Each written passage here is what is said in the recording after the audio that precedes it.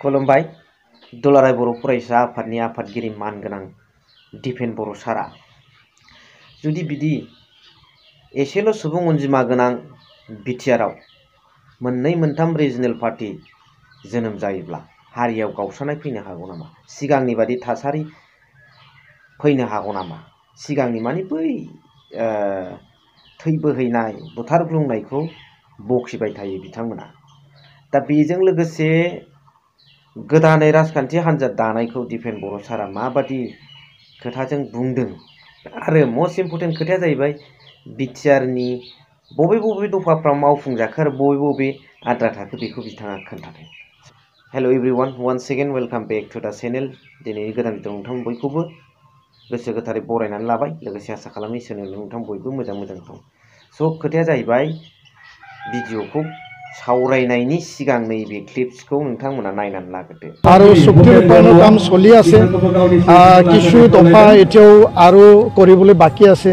তেনে এটা সময়ত একেটা সমাজৰ পৰা একেটা জাতিৰ পৰা বিভিন্ন জাতি জনগোষ্ঠীৰ মানে মানুহ লৈ পেলাই যদি আমি ক্ষুদ্ৰ ক্ষুদ্ৰ ৰাজনৈতিক দল বনাওঁ বা মানে যদি আঞ্চলিক ৰাজনৈতিক দলত যদি অধিক বিভাজন হয়, এই অধিক বিভাজনৰ যি এটা পৰিৱেশ পৰিস্থিতিয়ে আমাৰ মাজত এটা সংঘাত সৃষ্টি কৰিব আৰু এটা অস্থিৰ পৰিৱেশ সৃষ্টি কৰিব আৰু যি লক্ষ্য আৰু উদ্দেশ্যেৰে উপেন ব্ৰহ্মই বিশ্ব দৰবাৰত বড়ো জাতি প্ৰতিষ্ঠা কৰাৰ এটা সপোন দেখিছিল আৰু বিটিআৰত থকা সকলো জাতি জনগোষ্ঠী ভাষা ভাষী লোকক একেলগে এই অঞ্চলত এই কাউন্সিলৰ যোগেদি আগুৱাই নিয়াৰ যি এটা চিন্তা, সেই চিন্তাত ক'তবা নহয় ক'তবা ইয়াত মানে কেৰুণ লাগিব, ক'তবা নহয় ক'তবা সমস্যাৰ সৃষ্টি হ'ব।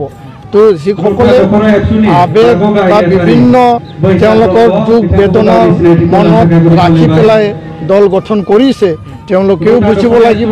আৰু যিসকল অলৰেডি ইয়াত চৰকাৰ চলাই আছে, যিসকল ইয়াতে বিৰোধী মঞ্চত বহি পেলাই এই চৰকাৰখনৰ লগত আছে, তেওঁলোকেও বুজিব লাগিব। আৰু ইয়াৰ কাৰণে সকলোকে এটা ৰাস্তা এটা মঞ্চত আহি পেলাই আগবাঢ়ি যাব পৰা মোৰ এইটো আহ্বান থাকিব। ৰাজনৈতিক দলসমূহে বিবেচনা কৰিব, ৰাজনৈতিক দলবোৰে ইয়াৰ ওপৰত পৰ্যালোচনা কৰিব। আমাৰ আহ্বান, বিটিআৰ এতিয়া আগৰ বড়ো অবড়ো পৰিৱেশ নাই।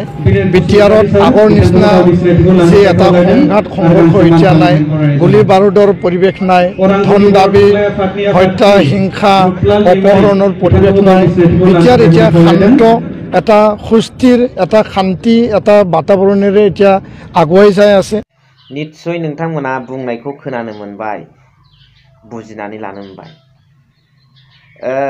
सिगांनि बादि थासारि जे हाग्रामा महिलारि सारनि नेतृत्व होनायाव जिबादि बिटिसि सरकार सालायदोंमोन 17 बोसोर, बेखौ नोजोर बोनानै बिथाङा बुंदों बाव शान्ति जाबाय, मुखुलि भाबै उदाङै बयबो बेरायनो हानाय, फरायनो हानाय, ओंखाम बोथिसेखौ मोजाङै शान्ति भाबै जानो हानाय जाबाय, बाव गावथारलायनाय बुथारलायनाय थै बोहैलायनाय गैला होननानै।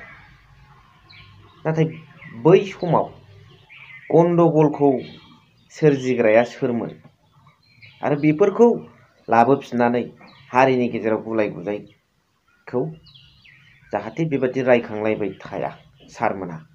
मानोना माखासे शान्ति लुबैनानै साइडजों बेबादि खोथा बुंनाय भाषणखौ बयबो बर्तमान समावहाय मिथिखायो, माबे लाइनजों बुंदों, माबे लाइनजों फफ्ला हरदों, मबे लाइनजों जावफ्ला हरदों। दा आंनि मस्ट इम्पर्टेन्ट खोथा आरो कुइसना बेसो, बिटिआरनि बबे बबे दफाफ्रा मावफुंजाखो दिपेन बर' सार?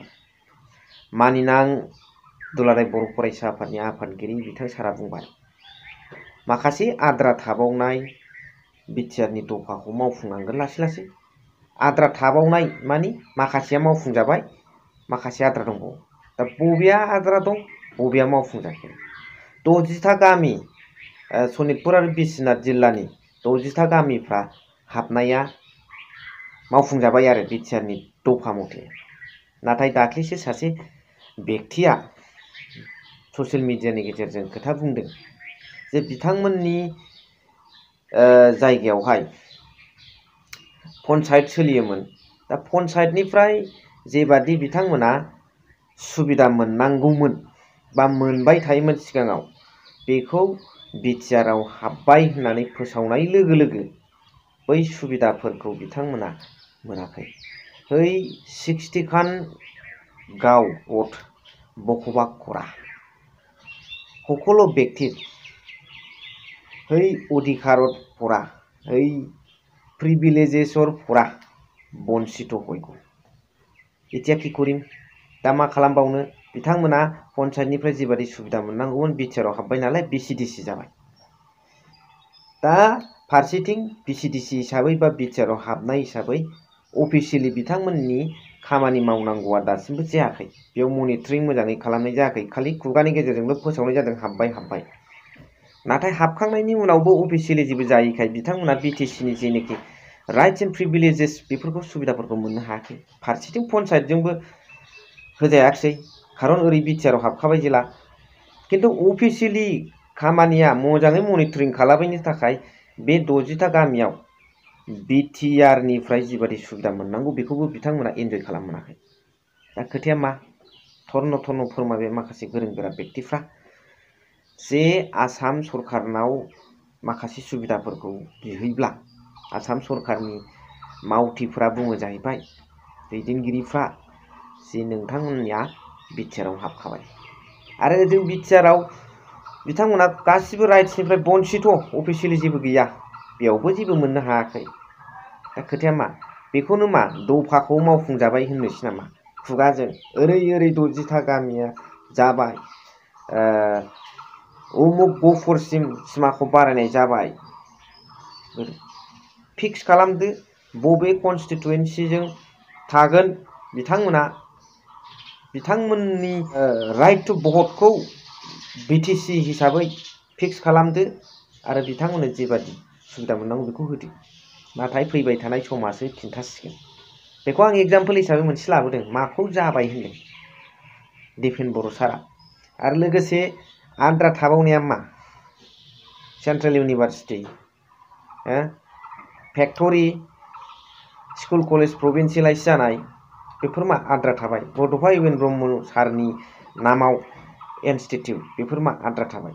बेफोरथ' मेन बुस्थु जायनि गेजेरजों थ्रु हुइच जोङो माखासे रायजो राजा आरो इयुथ्सफ्रा समग्र बे बर' रायजो राजाल' नङा गासैबो जोंनि बड'लेण्ड ओनसोलनि गासैबो सुबुंफ्रानो माखासे सुबिदा मोनगौमोन। इनस्टिटिउटफोर फैयोब्ला सोरबाबाया लकेल डिमान्डजों, सोरबाबाया सिनायनायनि गेजेरजों, सोरबाया गावनि रोंगौथिनि गेजेरजों मोनगौमोन। दिनैहाय माखासे इन्डास्ट्रिफोर फैयोब्लाबो मोनगौमोन, फिसायानो जा गिदिरानो जा स्मल स्केल इन्डास्ट्रिफोरबाबो। नाथाय मानो हायाखै। आरो मोनसे खोथाया जाहैबाय गासैबो डेभेलपमेन्ट वार्क्सफोरखौ डिसिआ मावनायखौ बर' रायजो राजाफ्रा माब्लाबाबो गनायनो हाया। जोंनि लकेल इएम जिएमफ्रानो बेखौ मावनांगौ आरो लाफिनथारनांगौ। मानो मालायनो हगारो, मालायनो हगारनायाव मा भरसा आसाम सरकारनिलाय।